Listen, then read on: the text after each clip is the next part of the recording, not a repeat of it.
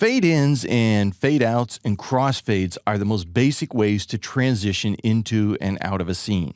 Fade-ins and fade-outs are like lowering or raising the curtains between scenes, while crossfades give you a gentle dissolve from one scene to another. And all these simple fades and crossfades can be created right on your timeline using the tools built into Vegas.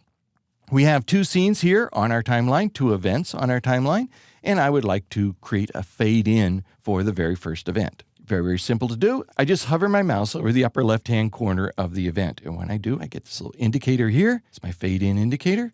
And I click and drag. Fades in are generally about a second long. Sometimes to give a more gradual opening to a scene, you may extend them a little bit, but you don't want to extend them much more than a couple of seconds. And fade-ins and fade-outs are opacity settings on video, and I'll explain why that's relevant in just a moment. But generally, when we set them up, we'll see a fade-in from black. And let's play the timeline. I'm going to press the L button on my keyboard, and you'll see the fade-in. Very nice fade-in there, right? We'll go to the end of the timeline, or the last event on my timeline, and I'll create a fade-out. And you can see it's very similar. When I hover my mouse over the upper right-hand corner of that event, I get the indicator that tells me it's going to set the fade-out, and I click and drag to create my fade-out. This works exactly the same way with audio as it does with video on our audio track. We just hover our mouse over the upper left-hand corner and create a fade-in, and over the right-hand corner to create a fade-out. Very, very simple. So fade-out is a level of volume control, and so we ease out of a scene with our audio by using the fade-out. Now, fade-in and fade-out in video, generally we see it coming in and out of black, but do note that it's an opacity setting. Why is that relevant? Opacity is transparency.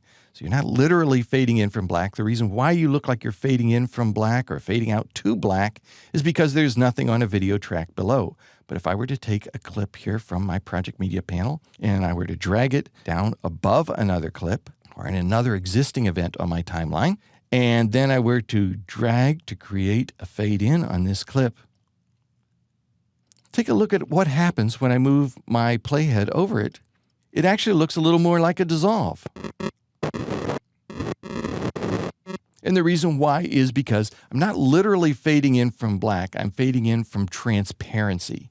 So if there's anything on a video track below, when you're adding a fade in or fade out, you will see what's on the track below rather than black. So fade-ins and fade-outs on your video are only going to work when they're on the first track or when they're on the bottommost track and there's nothing below them. Creating a cross dissolve or a cross fade is very, very simple. You can do this also right on your timeline. What you want to do is make sure that the crossfade control is turned on your control panel. And that's up at the top of the screen. This is our crossfade control. If you don't have automatic crossfade set up, when you try to drag two clips together, one just overwrites the other. So Control Z to undo that, and we'll turn on our automatic crossfades. Automatic crossfade, like I say, is a dissolve from audio or from video between two scenes, and you create them simply by dragging an overlap between the two scenes. And generally, a dissolve is about 1 second also.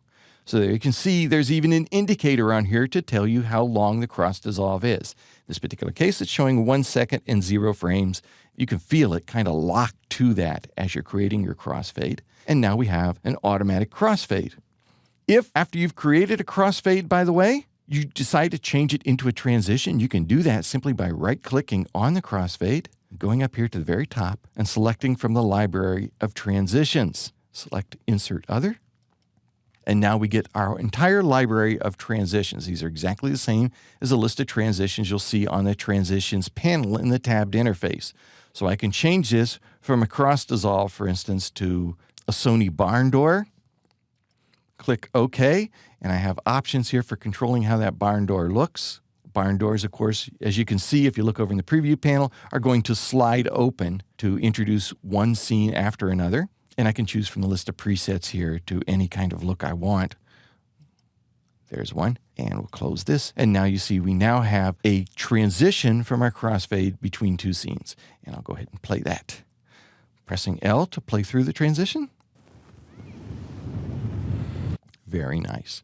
Although fades and crossfades are the most basic transitions, they're also very valuable storytelling tools. In fact, these are probably the best transitions to use when you don't want your transitions to call attention to themselves. And since you can convert a crossfade into any other transition, using the automatic crossfade tool makes for an excellent way to prepare your transitional sequence before you actually add a transition to it.